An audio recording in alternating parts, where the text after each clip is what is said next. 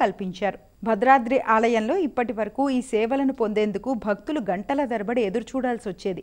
Digital సేవలు అందుబాటులోకి వచ్చిన నేపథ్యంలో ఇక ఆ కష్టాల నుంచి గట్టెక్కించినట్టయింది. మున్ముందు కూడా భక్తుల అవసరాలను, సౌకర్యాలను దృష్టిలో ఉంచుకుని అవసరమైన అన్ని సేవలను డిజిటలైజేషన్ ద్వారా అందజేస్తామని ఆలయ ఈవో ఎల్ రమాదేవి తెలిపారు.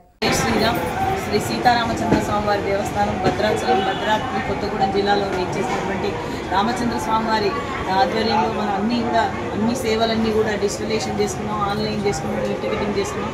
అలాగే కొత్తగా భక్తులకు అందుబాటులో అంటే ముఖ్యంగా లడ్డూ ప్రసాదాల క్యూ అన్ని పెద్దగా ఉండడం, అంటే విశేష దినాల్లో శని ఆదివారాల్లో ఎక్కువ మంది భక్తులు వస్తుండడం వల్ల వారికి అన్నీ కూడా సేవలు వారి చేతిలోకి అందుబాటులోకి రావాలనే ఉద్దేశంతో మనం ఈ డిజిటలైజేషన్ ద్వారా ఒక కియాస్క్ను ఏర్పాటు చేసుకోవడం జరిగింది.